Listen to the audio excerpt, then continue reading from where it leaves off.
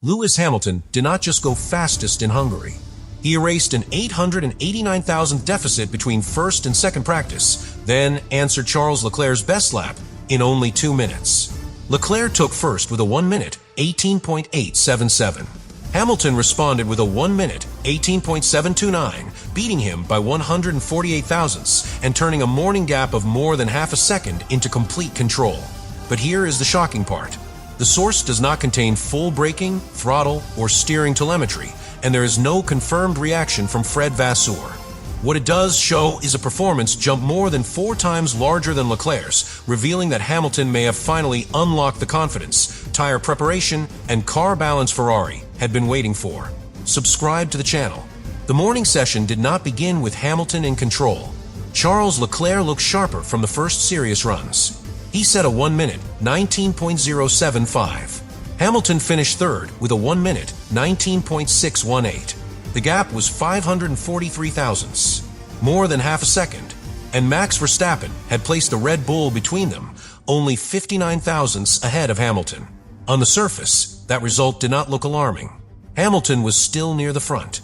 Ferrari still had both cars inside the leading group, but inside the garage, the comparison would have felt much more significant. Leclerc had already found the lap. Hamilton had not. That is the kind of difference a driver cannot ignore, because teammates are not judged through excuses. They drive the same car. They work with the same engineers. They face the same track conditions. And every time one driver finds half a second, the other side of the garage immediately begins asking where it came from. Was Leclerc braking later? Was he carrying more speed into the corner? Was he rotating the car more efficiently? Was he using the throttle earlier? Was Hamilton preparing the tires differently? The source does not contain those detailed traces. There are no confirmed braking graphs, no throttle overlays, no steering angle comparisons, no corner-by-corner telemetry. So it would be dishonest to claim that Hamilton found the time in one specific part of the lap. But Ferrari would have had access to every one of those details, and Hamilton would have seen the difference. That is where the pressure began, not when he crossed the line in second practice. When he returned to the garage after first practice, knowing the car had already produced a lap more than half a second faster in Leclerc's hands. For most drivers, that creates a dangerous temptation. Push harder, brake later, force the car into the corner, demand more from the tires. But that approach can make the gap worse. A Formula One car does not always reward aggression. Sometimes the driver loses time because he is asking too much. The front tires begin sliding. The rear becomes unstable. The car misses the apex. The driver opens the throttle later. What feels faster becomes slower. Hamilton's challenge was not simply to attack more. It was to understand more. And Hungary is one of the most unforgiving places to search for that understanding. The Hungaroring gives the driver almost no room to reset. One corner leads directly into another. A poor entry damages the middle. A poor middle damages the exit. A poor exit changes the next approach. The entire lap becomes connected. Imagine running up a staircase where every step is slightly different. Miss one, and the next movement becomes rushed. Then the next. Then the next. That is what an uncertain balance feels like around Hungary. The driver never completely recovers. A nervous rear under braking creates hesitation. That hesitation reduces rotation. The weaker rotation delays the throttle. The delayed throttle costs speed into the following section. One small problem spreads forward. Leclerc had already shown that the Ferrari could connect the lap. Hamilton now had to discover how. That is why the opening phase of second practice mattered so much. He began with a 1 minute, 19.648 on the medium tire. At first glance, that time looked almost identical to his first practice lap, only 30 thousandths slower. But the context changed everything. This was the beginning of the afternoon session. The car was on the medium compound, and Hamilton was already 455 thousandths ahead of Leclerc's opening attempt in the same session. That was the first signal. Hamilton had not waited for the soft tire. He had not waited for the final minutes. He had not needed one desperate qualifying simulation. The confidence appeared early, and the medium tire made that confidence more revealing. The soft compound offers more immediate grip.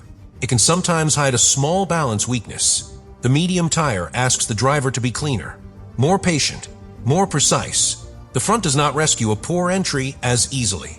The rear does not offer the same instant traction. The driver has to understand how the grip will build. Hamilton's early lap suggested he had begun solving the Ferrari before the session reached its fastest phase. That is an important distinction. A lucky lap can arrive once. Understanding appears before the final attack. It shows itself through progression, through consistency, through the ability to increase the demand without losing control. And Hamilton's second practice followed that pattern. The medium tire lap established the foundation. Then the soft tire created the opportunity. But before Hamilton could take it, Leclerc raised the target. At 6:43 in the evening, local time, Leclerc completed a 1 minute, 18.877. First place. The morning leader was back on top. And suddenly, Hamilton faced the same question again. Could he respond? Not eventually. Immediately. Because a teammate's lap creates a very specific kind of pressure. The driver knows the car is capable of the time. There is nowhere to hide. No theory. No promise. No explanation. The lap exists. The other side of the garage has already delivered it. Hamilton had 2 minutes. Then he crossed the line. 1 minute, 18.729. 148 thousandths faster. First place reclaimed. That response was more important than the final margin. 148 thousandths is not domination. A slightly cleaner braking phase can reverse it. A stronger exit can erase it. One mistake can destroy it. But Hamilton's answer revealed something deeper. He did not need several attempts to understand the new benchmark. He saw it. He processed it. Then he beat it. That is what happens when the driver and car finally begin communicating clearly. The driver approaches the braking zone and knows what the rear will do. He turns and knows when the front will respond. He reaches the middle of the corner and knows whether the grip will remain. He opens the throttle and knows the car will accept the power. There is no delay between thought and action. The lap begins to flow. That may be the most important thing Hamilton found in Hungary. Not a hidden engine mode. Not a secret switch. Not one miraculous setup change. Predictability. The confidence to know how the SF-26 would react before reaching the limit. Because confidence in Formula One is not emotional decoration. It is measurable. A confident driver brakes later. He releases the brake more smoothly. He carries more speed into the apex. He uses less steering correction. He returns to the throttle earlier. Each gain may be tiny. Together, they create the lap time. And Hamilton's improvement was enormous. From first practice to second practice, he found 889 thousandths. Leclerc improved by only 198 thousandths across the same period. That means Hamilton's improvement was more than 4 times larger. But that comparison has to be understood carefully. The track conditions changed. The afternoon offered more grip. The tire compound changed. The soft tire naturally produced more performance. Those factors contributed to the improvement. The 889 thousandths cannot honestly be credited to one setup change or one moment of driving. But both Ferrari drivers experienced the broader change between sessions. And Hamilton still found far more time. That is why the progression matters. Leclerc began closer to the car's apparent limit. Hamilton began farther away.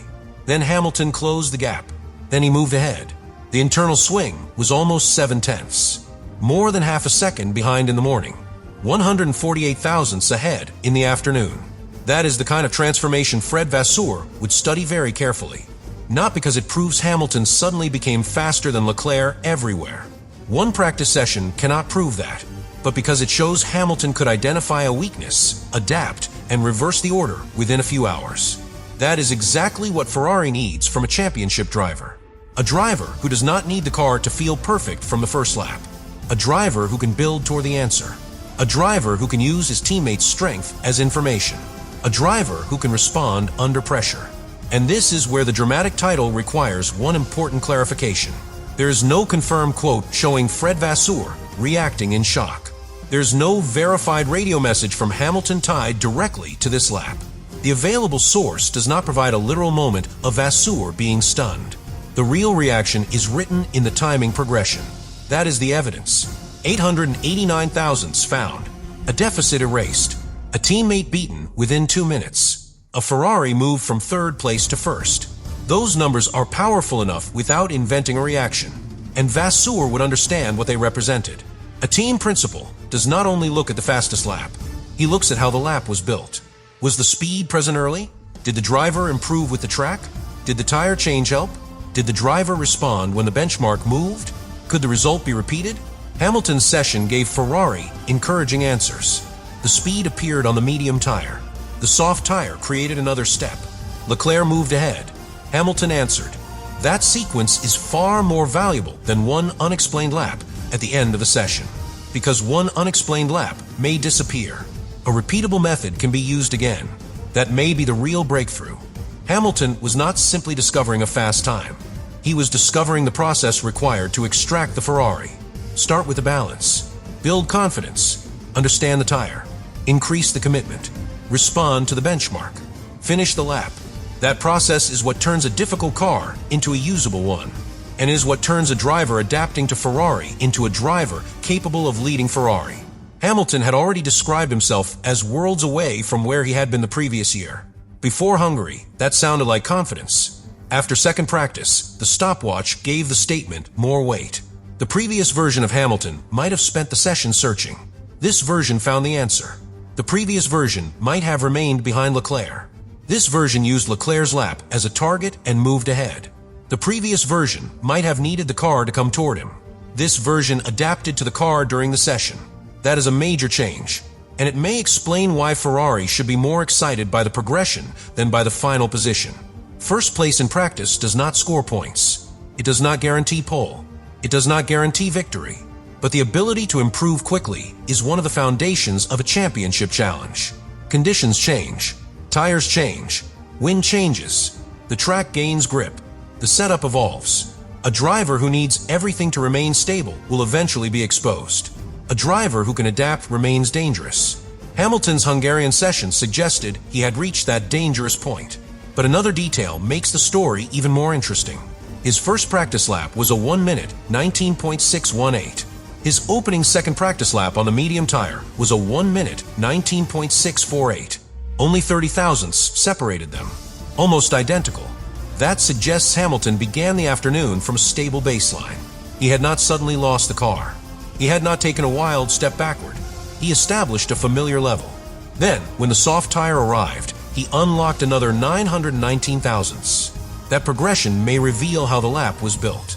The first run confirmed the balance. The soft tire increased the available grip. Hamilton then converted that extra grip into speed.